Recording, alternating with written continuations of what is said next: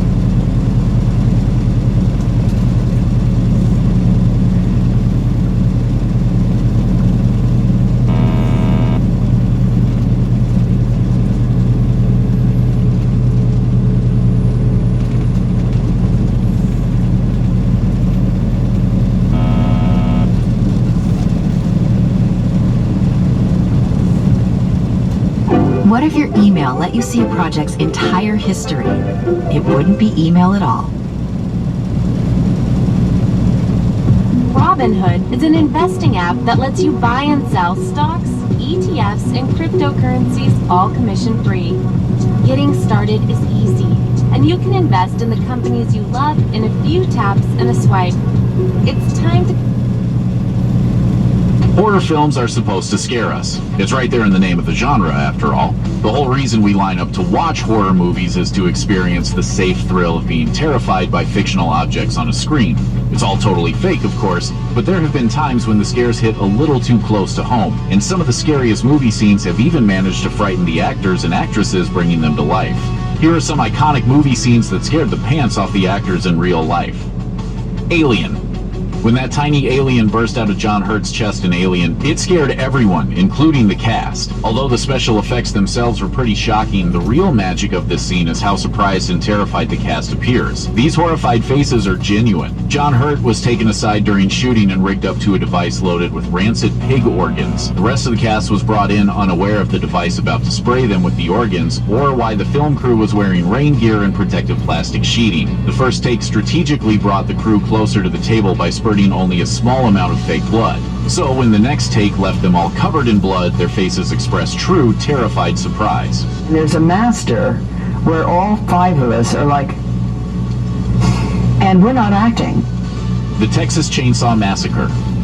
The 1974 horror classic The Texas Chainsaw Massacre is another example of a director strategically designing scenarios to elicit real terror from the actors and actresses. Director Tobe Hooper kept his star Leatherface, played by Gunnar Hansen, out of sight from the rest of the crew, so his mask would be a most horrifying surprise. Specifically, when Jerry runs into him for the first time in the kitchen, his high-pitched squeal is absolutely real.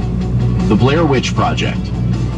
This entire film seems to have been planned as an elaborate scheme to slowly push the cast into going insane. The directors of the Blair Witch Project gave the 3 cast members cameras, supplies for survival, and a place to meet up. From there, the 3 were essentially left alone in the woods. A few scenes from the movie are from when they were actually lost trying to figure out the next meetup point. Oftentimes, the directors would secretly follow the cast and break sticks or throw rocks around the unknowing campers. And every once in a while, if it was dark, you'd see this red beam, and you knew it was the Haxon band of goons running around again. Worse yet, the directors gave them less food every day to make them ragged, angry, and more on edge. And as the days went on, the filmmakers came up with new ways to torture their actors.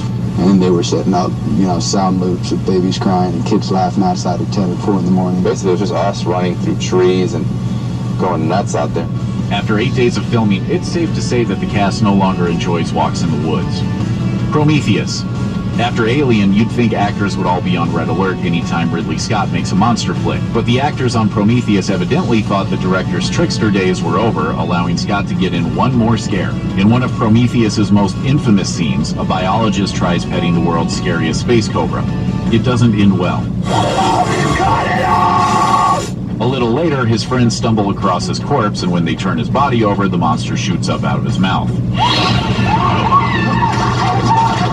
As you probably guessed by this point, those screams are genuine. Pulling pretty much the exact same stunt he used more than 30 years ago, Scott replaced actor Rafe Spall with a dummy, loaded the alien puppet in its mouth, and connected the alien creature to a wire. He then told everyone on set to keep quiet and make sure the actors didn't see the storyboards for the day. When actress Kate Dickie rolled the corpse over, a crew member yanked the monster out of the dummy's mouth, causing Dickie to yelp in alarm. Even tough guy Idris Elba, who was standing nearby, let out a squeal of surprise. The Monster Squad. The Monster Squad is a unique 80s movie that pits a group of kids against some of the most famous monsters in cinematic history. Of course, the scariest of the bunch is Count Dracula himself. Played by Duncan Regehr, this Transylvanian vampire wants to get his undead hands on an amulet that will help him conquer the world. However, standing between the Count and unlimited power is one 5-year-old girl. As the heroes battle it out with the monsters, Dracula approaches the girl, lifts her up by the chin, and angrily demands she hand over the all-powerful jewel. The Count then reveals his red eyes and pearly whites, causing the 5-year-old to scream in terror. While it worked perfectly for the scene, the young actress really was afraid. It was the first time she had seen Regehr in his full vampire regalia, and the sight of those fangs was more than enough to make her freak out. The Godfather. Believe it or not, some of the very best scenes in The Godfather happened in the spur of the moment. For example, remember Vito Corleone's cat? Director Francis Ford Coppola just found that feline wandering around the studio and decided to put it in the scene. And when Vito slaps Johnny Fontaine across the face, that was Brando trying to shake up actor Al Martino and put some life into the scene. The legendary method actor was also doing a little improv in his final scene. Moments before Vito Corleone falls down dead, he's playing with his grandson, Anthony. Obviously, toddlers aren't exactly natural actors. Since Brando needed to connect with the kid, he put an orange peel in his mouth and began growling like a monster. But this didn't sit well with the young actor playing Anthony.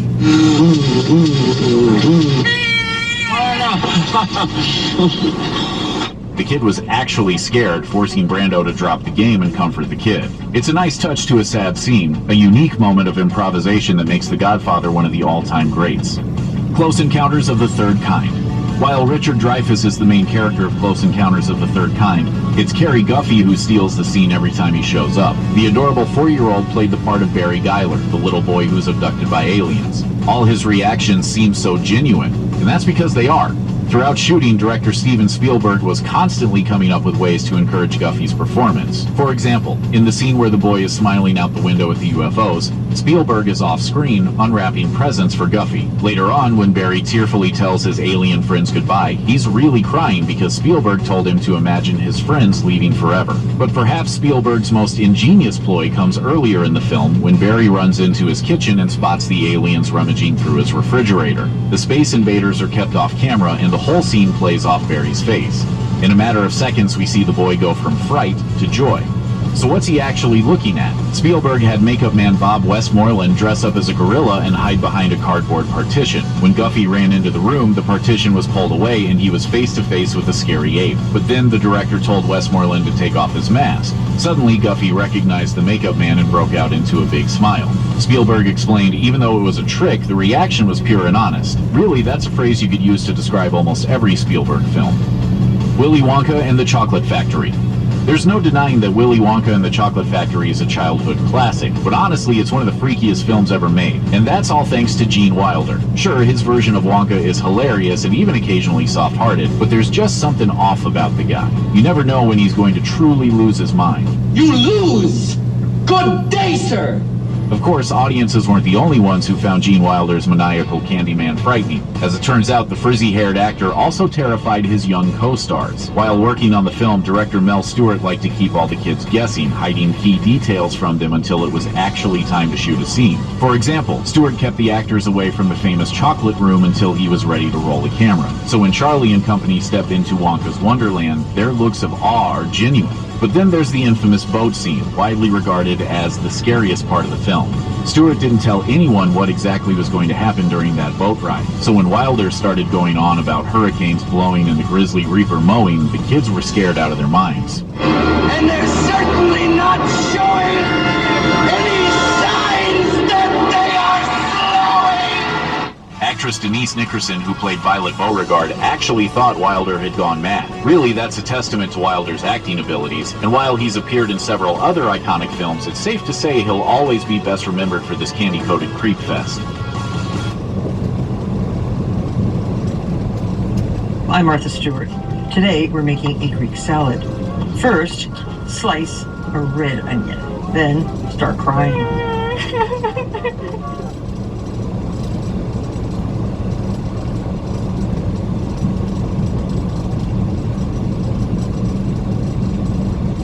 When it comes to health coverage, it helps to have someone in your corner. Cover California is the only place where you can get financial help to pay for your health insurance. At coveredca.com, you can see health plans side by side, so you can choose the one that fits your needs and budget. Number 15, The Possession.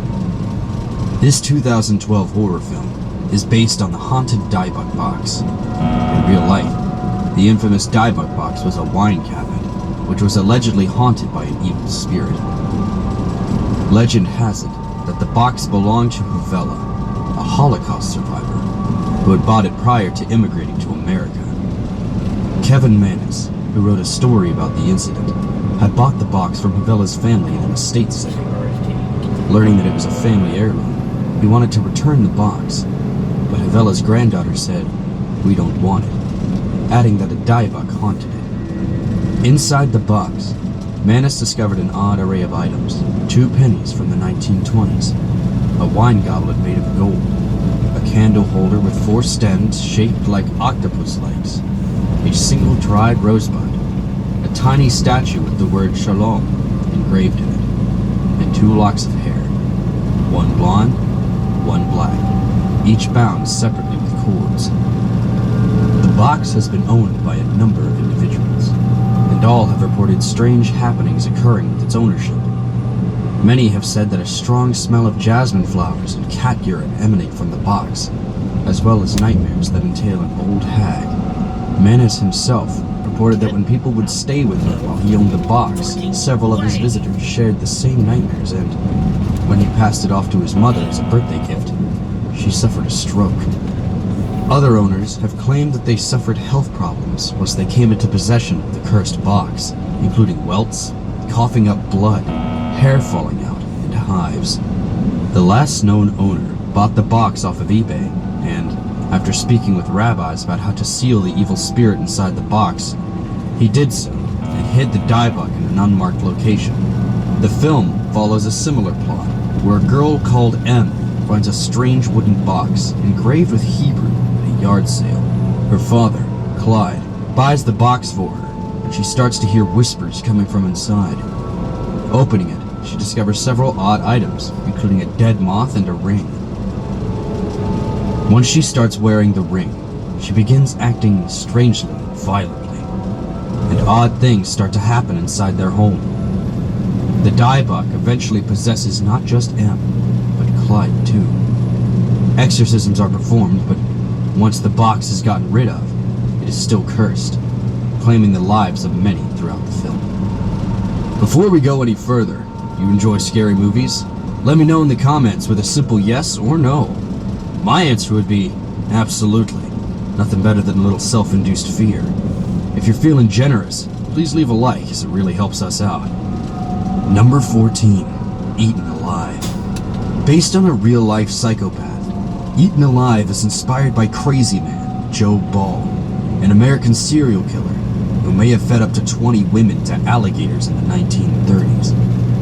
Ball served in the front lines in World War I before beginning his bootlegging career. Once Prohibition had ended, he continued his career in liquor by opening a saloon in Elmendorf, Texas. The Sociable Inn held a pond with 6 alligators. He charged extra from his customers to view the monsters during their feeding time. He allegedly fed the alligators mainly cats and dogs. It didn't take long for Ball to start murdering area women and adding them to the alligators' meals. Barmaids, ex-girlfriends, and even his wife.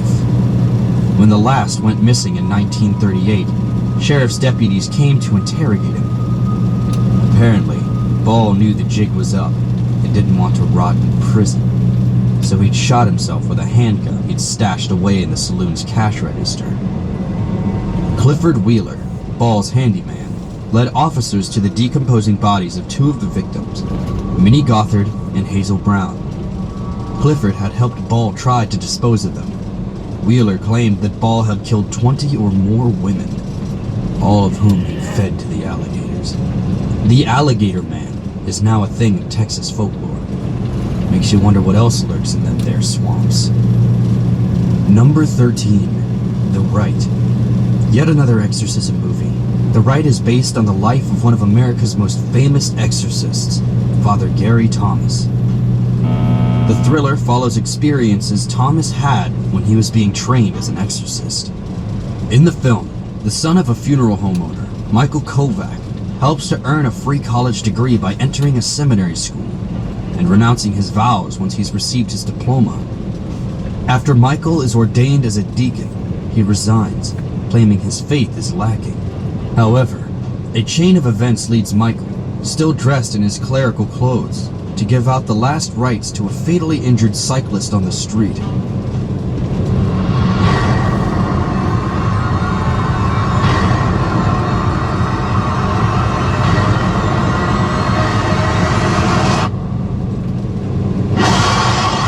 Underwater, rated PG-13. Upon absolving the girl of her sins, Michael returns to the church after Father Matthew convinces him to become an exorcist. He didn't take much convincing, being that he was told that the resignation might lead to the church turning his scholarship into a $100,000 student loan. He is then sent to the Vatican for exorcism classes with Father Xavier. Michael soon finds himself alongside another senior exorcist, Father Lucas, in the home of a pregnant young girl named Rosaria, who was raped by her father, resulting in her being possessed by evil. The possession causes the girl to speak fluent English and cough up 3 nails. Eventually, Rosaria tries to drown herself and, while hospitalized, Father Lucas performs another exorcism upon her. However, that night, Rosaria dies from blood loss after a miscarriage. It seems that the evil didn't go far. Father Lucas begins showing signs of demonic possession. He himself knows that he is possessed and asks Michael to find Father Xavier to perform an exorcism on him. Unable to contact him, Michael successfully performs the exorcism himself. This experience returns Michael's lost faith to him, and he stays with the priesthood. All of this based upon the real-life experiences of Father Gary Thomas.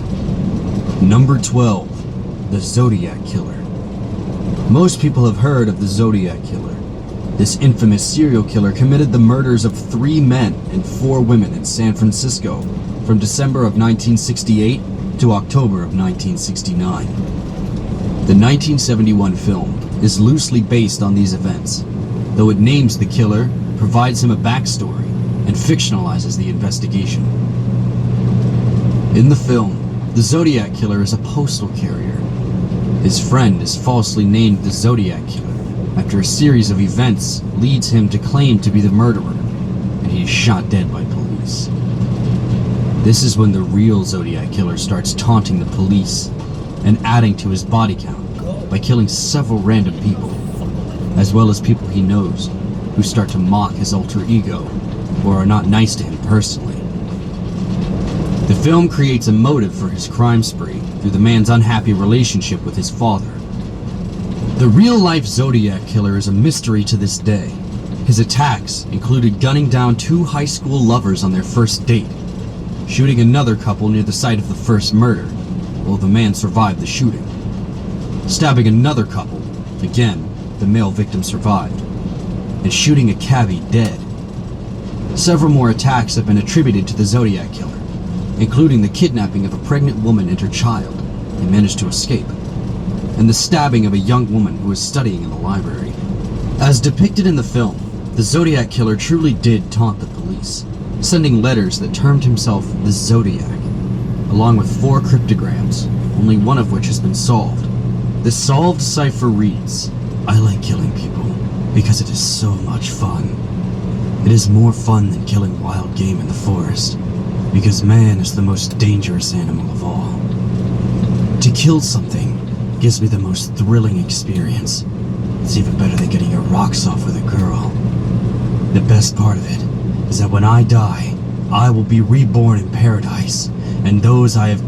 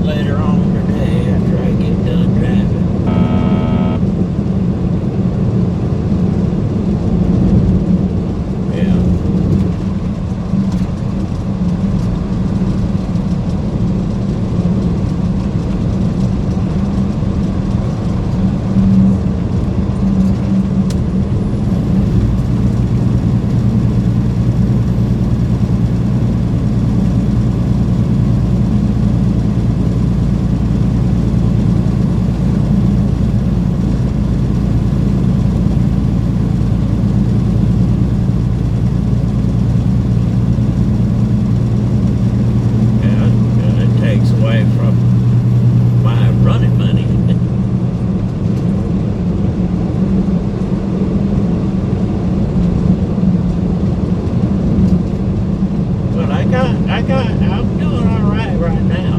So.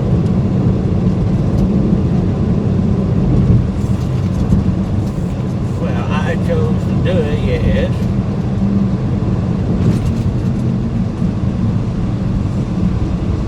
Well, work all that out. All I want is for somebody that lives in that fucking house with you to do the right thing and get his shit right. If he's not going to do it, then he don't need to fucking be there. But if you get all your answers, we won't need to ask him. And then he's still going to have to figure out his life. I'm not dragging it with us. There is no cause for that.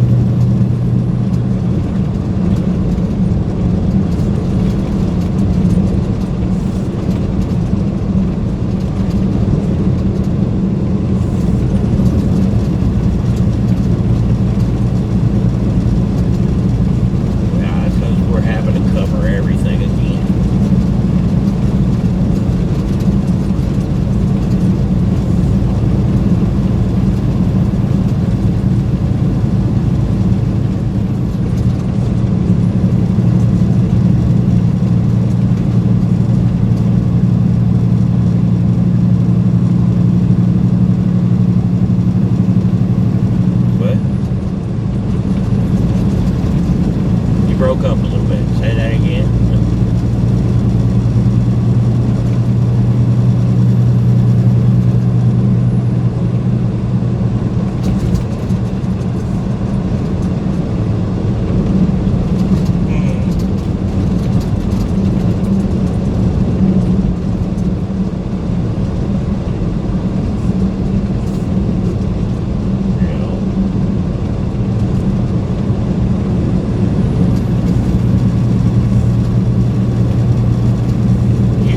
The money to forgo it in the first fucking place.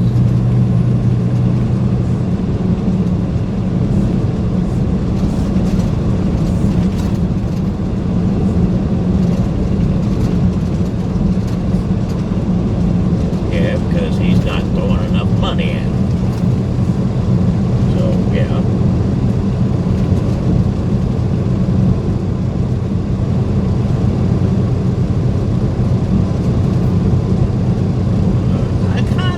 That feeling that that's what you mean. He got to throw in his little crybaby business because he ain't doing the right thing by not getting more money together.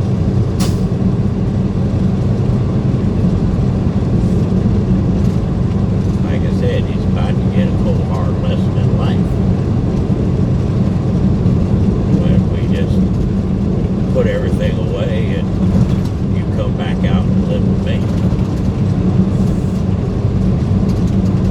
Then he can figure out his own damn living expenses and everything.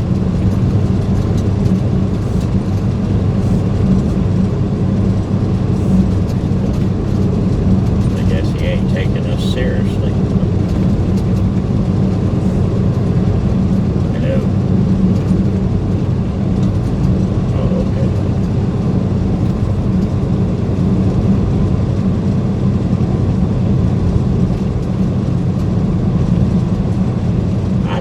What the fuck he's gone and forgone on to do. He's gotta have the money in the first place to get it.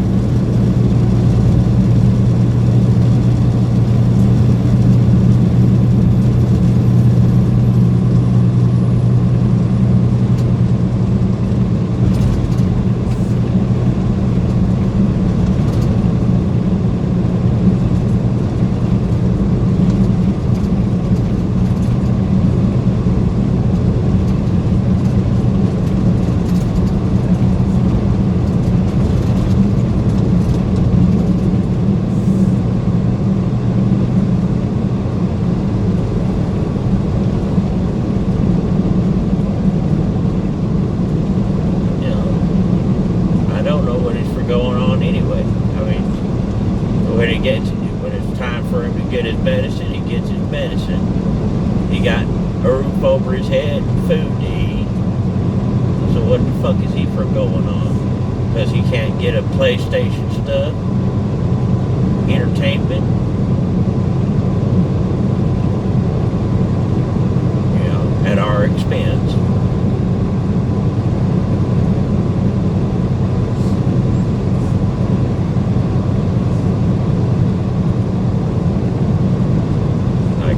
if he gets $400 every 2 weeks, I won't say anything. But, like I said, the answers that you come up with is how we'll determine what we're going to do.